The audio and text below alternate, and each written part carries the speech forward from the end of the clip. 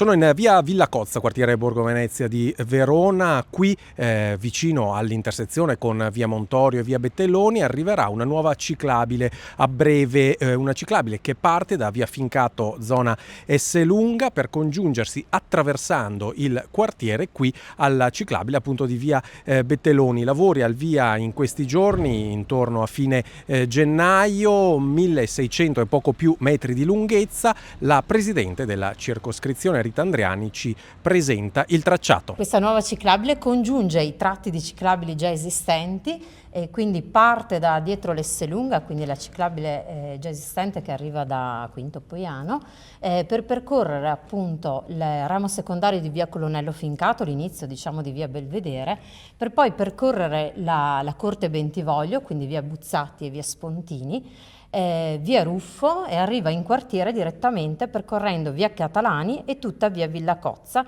e arrivando in via Montorio, congiungendosi quindi alla ciclabile già esistente in via Bettelloni e quella in via San Felice Extra.